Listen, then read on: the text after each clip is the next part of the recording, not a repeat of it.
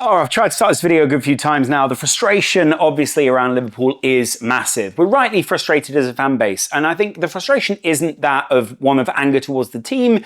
It's one of confusion. There is one of not quite knowing what went wrong, but having a couple of things we can maybe put our fingers on.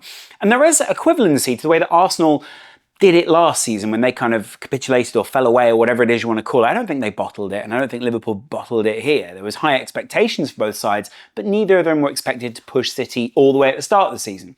Expectations changed mid-season, and then teams began to work them out tactically, frustrate them a little bit, and as some injuries, a little bit of a slightly lethargic tone amongst quite a couple of the players began to set in, I think the frustration then took its toll. And I think Liverpool have had a few of the frustrations, injuries, and other twists and turns throughout the season take its toll on this side. And it means that sometimes that bounce back, the reply, the riposte that they've had on how many, 23 out of however many occasions, isn't quite there at this point in the season. But I wouldn't say it's the case with Crystal Palace. Liverpool created an XG of 3, 2.87. Palace created one of almost 2, so it's not like they didn't deserve to score goals. I think Palace very much were in this game. They very much took a lot of the game to Liverpool. They played Liverpool really well in the sense that they exploited a lot of things that other managers have also exploited, especially when it comes down to scoring a goal from that right-sided channel, or them constantly having a big man up top who's trying to get the best of one of those two centre-backs, pulling Konate strongly out of position. Conor Bradley, of course, bombing on down that side. A lot of people try to isolate Konate because they know how aggressive he has to be, or they know how aggressive Liverpool have to be down that right-hand side. And that leads to Liverpool mistakes. Of course, Liverpool are also a great recovery side, and the way that they play means that players are always ready for this, and they know there are going to be a couple of sprints per game. But Liverpool were on the back foot for quite a lot of that first half. Their XG was fairly low in that half. I know they created some opportunities, but Palace relatively limited Liverpool quite well. I still think Liverpool should have won this game. And when I say it doesn't mean they're hard done by, or that the refs had to collude to stop them. They just didn't score the opportunities they created. They created so many opportunities inside the 6-yard box. They created so much that they should have made a lot more of, especially when it comes down to corners, set pieces, or even just, Diaz on that far side. Salah a couple of times, quite a few people kind of dropped away. We were on the counter-attack, and then suddenly position is just closed off, partially because of the way that Palace played, but also partially because of the way that Liverpool were allowing them back into the game. And too often Liverpool have looked a bit passive. They've looked like they've allowed someone else to land, come back into the game, weirdly, when they shouldn't. They don't need to. They've done it against United. They kind of did it against Atalanta when Liverpool felt they were on top for ages, and they were doing it for a long time before that. It's because they've not got this controlling football that Arsenal and Man City have got, which, by the way, also leads to different critiques of Liverpool to that of Man City and Arsenal, because a lot of the Man City and Arsenal fans who are watching Liverpool are going, why aren't they playing like we play? Well, that's just the way that Liverpool play. It's the way that Klopp has chosen to play. It's the way that this Liverpool side thrived throughout the season. So what's got them here, which is now slightly worked out and I think needs some tweaking, is also still something which is a very good way to play for this Liverpool team. It suits the side really well. It really plays to a lot of their strengths. And as much as tired, I think, as some of those players look, and there are some mental, I think, not blocks, but just sort of issues, should we say, going on with some of these players now. Some people saying, Klopp announced too early. I don't know if it's that. I don't really know when a good time to announce you're leaving is. Would it be now? What difference would it make? He'd have had to have told the players at some point. There would have been a difference. I think the way he dropped it maybe shocked a few people. Maybe the way that it's been covered since, and the fact that people have had time to get used to it, play it over in their columns, talk about it in their videos, has maybe had a bit of a mental implication in terms of the blogosphere or the YouTube area. But I don't think overall it's had that much of an impact on Liverpool. Maybe some of the players are thinking, hey, well, we've got next season, there's going to be a change. I'm pretty exhausted after the Klopp regime. But also I think they probably want Klopp to do well. Who in this Liverpool side is thinking, I've got this great opportunity, I'll just wait until next year? If anything, it reminds me a lot more of what was going on with Arsenal, where they lost a couple of players. I saw it at Anfield, where they didn't quite have everyone in place, but they had a really great side. They were bristling with potential. There were so many chances created, and they just couldn't quite put it away.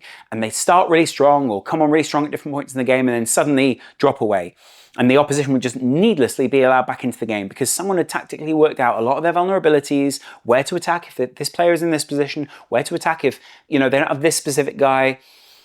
And it led to Arsenal falling away. It doesn't mean Arsenal are a bad team. If anything, they built on it in the off-season. I think a similar thing is potentially happening there at Liverpool.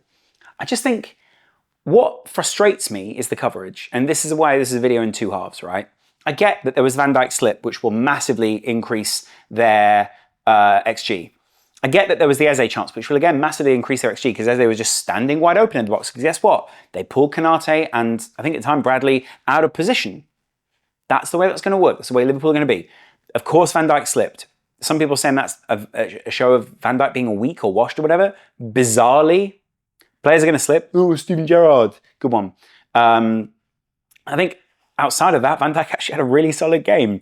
There were times where the player was getting away from him, running away from him, actively trying to not engage him. And clearly, if you look at the average positions or even just touches for Palace, no one's trying to engage Andy Robertson and Van Dijk. They're trying to engage Konate almost on his own on that side while Trent wanders into midfield or Bradley bombs on down that side. And guess what? They do that because he's a highly competent defender. And sometimes they can get around Endo. Sometimes they can get beyond McAllister. And I think this floating midfield position that Curtis Jones or Szoboszlai is currently taking up isn't quite working at the moment for Liverpool. It's a great position if you can make it work. But I think a few teams have kind of worked this out and sort of gone, okay, if we stop this guy playing and that guy playing, we can nullify Liverpool. Did Palace do that very effectively? I think broadly, actually they did. I think Liverpool created a lot more from the close play and the little pieces that they could create from set pieces. And they created quite a bit in terms of pulling Palace around at times, but that was more towards the kind of hectic style than the controlled style that floating player kind of allows Liverpool. So I get it, like Klopp is willing to lean into different strengths for Liverpool. He did it in the Carabao Cup final against Chelsea. He's done it against teams like Manchester United where Liverpool have ended up a bit frustrated and we've lost the midfield battle. We've ended up against players who love to play against Liverpool, who play in a very specific style. We've ended up people who block things on the line, goalkeepers having great games. Teams where we've scored legit goals or not had penalties that we should have had, one against Arsenal, one against City. You got to wonder if Liverpool have had even just 2 more, 3 more points on the board, is the pressure slightly different? Because you can sort of go into those games and go, okay, we've got a little bit of time here. We've got a little bit of something we can work with. We're level on points with them, so the pressure's not on us to catch up. We can go well ahead if we do this. Do those kind of things lead to less strain? So I had this debate with a Man City fan the other day. They were kind of saying, well, you guys were just not as good as we were. It's like, well, yeah, but if you add up all of these things over time and the, I guess, attritional game of it being like, okay, another week where it's more stress, another week where there's an emotional load that we have to deal with here, what then? That's the frustration, I think, as a Liverpool fan. I look at this and go, I wish there was some competency. Now, some people might say, oh, there were some VAR decisions that went your way or whatever. Sure, I'm not sure there are any as obvious as that, any of the VAR decisions that we've had go against us this season. I don't think it's a conspiracy. I'm just saying, I don't think it's worked out well for Liverpool. And these are some of the things. Broadly, should Liverpool take responsibility? Absolutely, for not scoring goals and not playing well enough to beat Crystal Palace, a team who find themselves on 33 points, less than half of Liverpool's points at this point in the season, and a team who are on the cusp of the relegation battle. I don't think they're quite in it. So that's my frustration.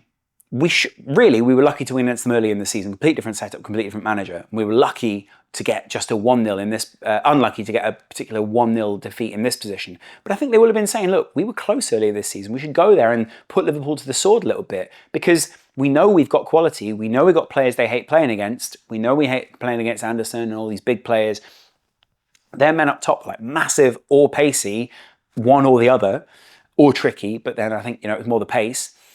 And that is frustrating for Liverpool. Overall, yes, this is frustrating.